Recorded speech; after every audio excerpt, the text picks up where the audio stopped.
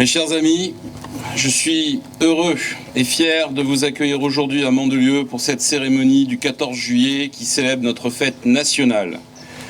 Je souhaite la bienvenue à tous les représentants de nos forces armées et en premier lieu naturellement au 3e régiment d'artillerie de marine qui nous fait l'honneur de sa présence aujourd'hui alors que leurs camarades défilent sur les Champs-Élysées.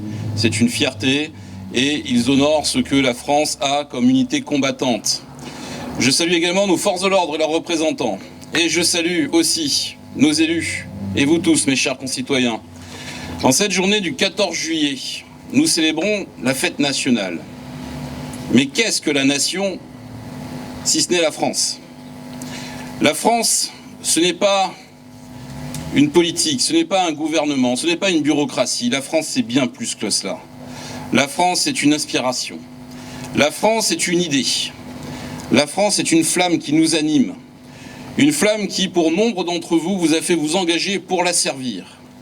Nombre d'entre vous qui la servez encore, sur tous les champs de bataille à travers le monde. La France est cette idée qui a traversé l'histoire d'une grande nation, d'une nation puissante, d'une nation qui a révolutionné la science, d'une nation qui a révolutionné les idéaux, d'une nation qui a repoussé les limites de ce que l'homme était capable de faire. Une nation si fière qu'elle a aussi réussi à marquer l'histoire par ses réalisations. Nous avons jadis réalisé des miracles en ingénierie, nous avons réalisé des miracles en architecture, nous avons bâti ce qui n'avait jamais été bâti, nous avons inventé ce qui n'avait jamais été. Nous avons été à la pointe de la science, à la pointe de la création, tant dans l'aviation que dans l'automobile, que dans tous les domaines magnifiques de ce qui fait ce grand corps de l'homme. Aujourd'hui, la France se cherche, aujourd'hui la France doute. Et il nous faut en nous retrouver cette inspiration profonde que rien, absolument rien n'est impossible dès lors qu'on y croit. Il nous faut retrouver cette volonté de montrer que nous pouvons tout réaliser, que nous pouvons tout faire évoluer, que rien n'est jamais définitif, que rien n'est jamais perdu. Cette envie, je le sais, nous l'avons toutes et tous au fond de nous. Nous avons ce sentiment permanent que nous pouvons réaliser l'impossible. Nous devons y arriver. Et pour y arriver, nous devons commencer à le faire ici, au niveau local. Nous devons le porter dans nos vies du quotidien. N'attendons pas que les autres le fassent pour nous. Ils ne le feront pas. Vous ne pouvez compter que sur votre action et sur ce que vous pouvez apporter à la France. La France est un corps composé de ses citoyens, citoyens qui viennent du monde entier. Quelle fierté de voir des hommes et des femmes qui jadis ont renoué avec cette volonté d'humanisme, cette volonté de fierté pour endosser nos uniformes. Car pour être français, il ne s'agit pas de naître en France. Pour être français, il faut servir la France. Il faut la servir en tant que militaire, en tant que civil, mais toujours en tant que citoyen. La France, c'est une inspiration, je vous le dis, qui vous tient au corps. C'est une inspiration qui insuffle votre cœur. C'est une inspiration qui fera que chaque jour, vous vous demanderez ce que vous pouvez faire pour elle et vous devrez le faire. C'est le message réellement que je veux vous faire passer à chacune et chacun d'entre vous. C'est pour ce message que l'on se bat au quotidien dans nos villes, à travers la France. C'est pour ce message aussi que l'on refuse systématiquement d'être toujours écrasé par cette bureaucratie, par cette lourdeur administrative qui semble tout nous empêcher de faire.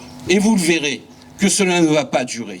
Et vous le verrez, comme je vous le disais, que dans cette ville, au moins à notre niveau, nous apporterons notre pierre à l'édifice. Tout va changer.